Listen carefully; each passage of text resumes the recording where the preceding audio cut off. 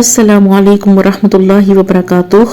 उम्मीद करती हूँ कि मेरी सब बहनें ईमान और सेहत की बेहतरीन हालत में होंगी। अब तक हम हरकत की मशक कर चुके हैं। आज की अपनी इस क्लास में हम जज़म या सुकून के बारे में पढ़ेंगे। जज़म या सुकून की हरकत जिस हर्फ के ऊपर हो उसे साकिन कहते हैं।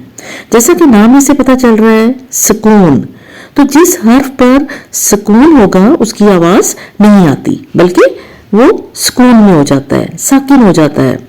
और फिर उस हर्फ की आवाज सुनने के लिए ये जरूरी होता है कि उस हर्फ से पहले जेर, जबर या पेश की हरकत लगी हुई हो, तब भी हम सुकून वाले हर्फ को पढ़ सकते हैं। अब जैसा कि हमने सीखा था कि हरकत वाला हर्फ जो है वो अपने अपने मखरज से अदा होता है, यानी दो आज़ा के मिलने से एक हर्फ अदा होता है। मिसाल के तौर पर आप देखें कि हर्फ बा का जो हर्फ है वो दोनों होंठों के मिलने से अदा होता है, लेकिन साकिन आवाज को सुनने के लिए जरूरी है कि इस हर्फ से पहले जेर, जबर या पेश हो। तो आज अपनी इस क्लास में हम हर हर्फ को जेर, जबर, पेश के साथ साकिन हालत में अदा करेंगे।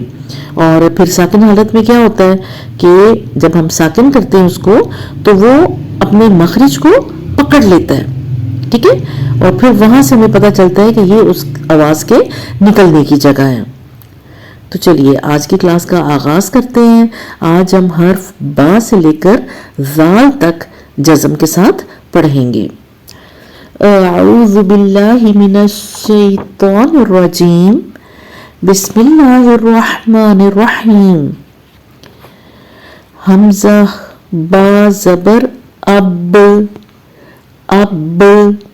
अब आपने देखा कि बा पे आवाज मखरज से टकराकर वापस आ गई। क्यों आ गई? क्योंकि बा जब साकिन हालत में होता है तो इस पर कलकला किया जाता है।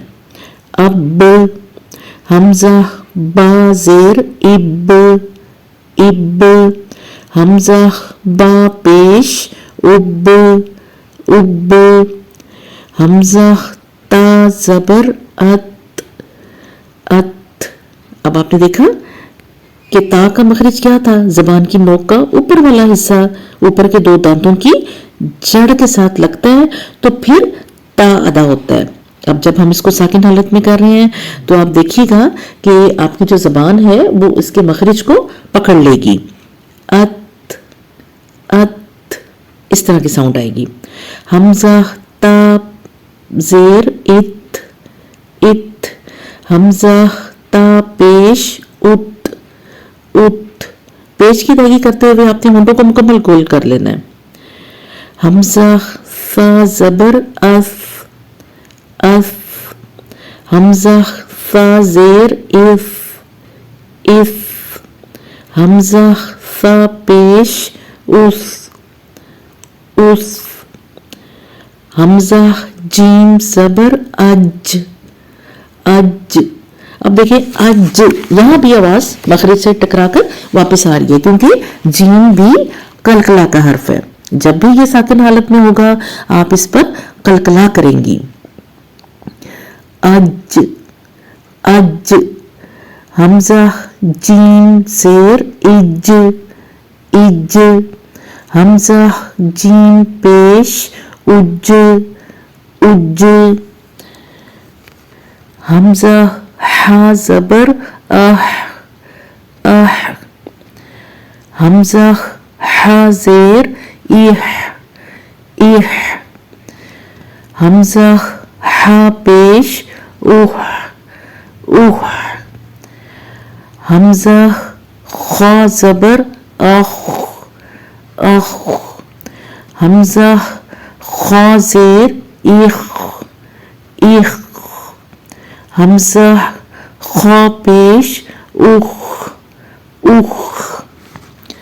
हमजा दाल जबर अद।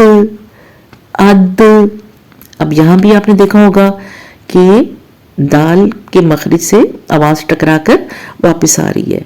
क्यों? क्योंकि दाल भी कलकला का हर्फ है। हमजा दाल जेर इद। हमजा दाल पेश उद। حمزہ ذال زبر از از حمزہ ذال زیر از از حمزہ ذال پیش از از از. جی تو یہ تھی ہماری آج کی تختی. آپ نے اس کی بہت زیادہ مشق کرنی ہے اور ایک چیز کا خیال رکھنا ہے کہ ساکن حالت میں آپ نے کسی بھی حرف کو ہلانا نہیں ہے.